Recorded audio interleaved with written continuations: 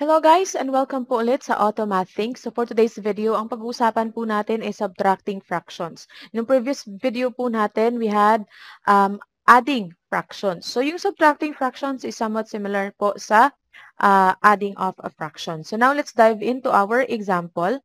So our first example is 3 over 6 minus 1/6. So kung makikita nyo po, yung mga fractions po natin, both their denominator is the same. So magkaparehas po sila 6. So napakasimple lang, ang gagawin nyo lang po is to copy the denominator and directly subtract the numerator. So our answer now is 2 over 6. Or you can simplify 2 over 6 by dividing both denominator and the numerator by 2. So, ang answer po natin now is 1 over 3. So, ito po ang ating final answer. That's already the simplified answer. Next, what if hindi siya magkaparehas? Kasi kung magkaparehas is mabilis lang naman, no? Madali lang naman kasi kailangan lang natin i-add directly ang kanyang numerator. So for this one, because hindi sila magkaparehas, what we have to do is to multiply 2 and 3. So you multiply 2 and 3, so that is 6. So copy lang natin yan, 6. Pagkatapos, you multiply itong 1 times 3 at saka 2 times 1. So ngayon, if you will multiply 1 times 3, that's 3, minus, kasi we're subtracting fractions, 2 times 1 is 2 pa rin po. Okay? So our final answer is 1 over 6. That's already the in simplest form. So now, what if ito, meron tayong 2 over 3 minus 1 over 9. Pwede rin po natin itong gamitin. No? We can multiply 3 and 9, which gives us 27. Right? So, 27 divided by 3. So, yung itong, ano natin, or we just multiply 2 times 9. Okay? So, i-multiply natin itong 2 times 9. Ito, 2 and 9, multiply natin sila. At ito ring 1 and 3. Okay? Kasi na-multiply na natin si 3 times 9. So, 3 times 9, that's 27. So, 2 times 9, that's 18, right? 18. Tapos, 3 times 1, that's 3. So, minus 3. So, our answer now is 15 over 27. Now, we can, again, simplify this one. Maghanap lang tayo ng numero na pwede nating i-divide both numerator and denominator, which is, in this case, is 3. So, if we will divide it by 3, our final answer will be 5 over 9. Okay? That's 5 over 9. The other way of solving this one is like this. 2 over 3 minus 1 over 9 is to find the common denominator. Just like yung paraan na ginamit natin on adding of fractions. No, ito, if we will find their common denominator by finding the least common multiple, so like what we did sa adding of fractions, so that's 3, 6, and 9. Ito naman, 9 and 18. And now, you can see na ang ating common ay si number 9. So, pwede na po natin yung gawin, no? Then, we will put 9 here, minus 9, kasi nga 9 sila. So, 9, okay, divide by 3, that's 3. Okay, so multiply lang natin to ng 3, multiplyan lang natin ito ng 3, at ito, 3 din. Yan. Dito, 9 divided by 9, so multiplyan din natin to ng 1. Okay, ayan siya. So, 3 times 3, that's 9. 3 times 2, that's 6. 1 times 9, that's 9. 1 times 1, that's 1.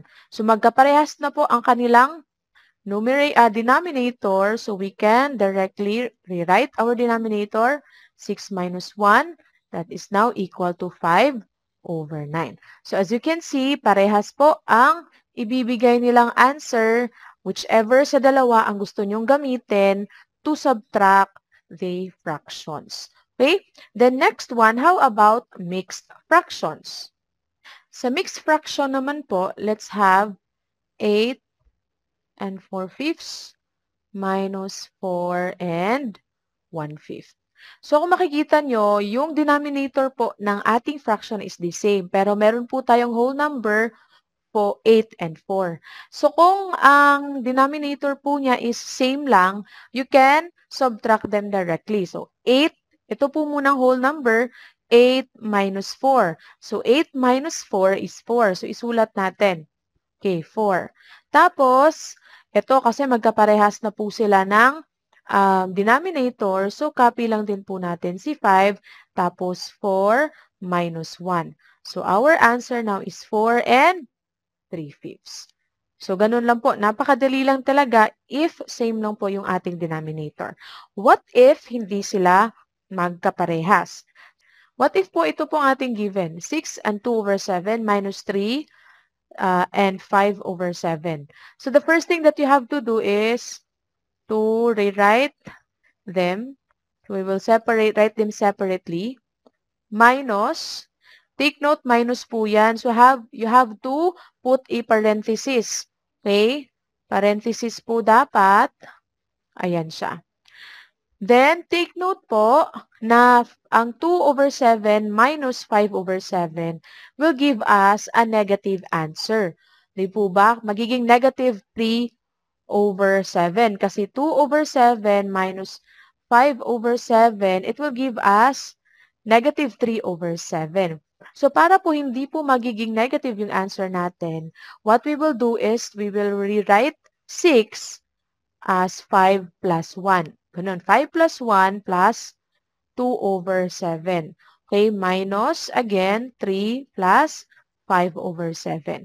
Bale, we get 1 whole number galing sa 6. So, naging 5 na po yan. Pagkatapos is we will distribute po the negative sign. Kung makikita nyo po, kasi minus po yan, okay, so i-distribute po natin yung negative sign niya. So, let's rewrite it here. So, magiging 5, okay, plus, at ito pong 1 dito, ayan, si 1, we will rewrite that 1 as 7 over 7. Para po magkaparehas po yung kanilang denominator. Kasi 7 over 7 is still equal to 1. So, lagay natin dito 7 over 7. Tapos, copy lang natin si 2 over 7. Tapos, minus 3 and minus 5 over 7. Kasi, dinistribute po natin yung negative sign. So, we will now, okay, itong 5 minus 3. So, ito siya, 5 minus 3. That's negative, that's 2. Okay, 2 po yan. So, ilagay po natin dyan ang 2.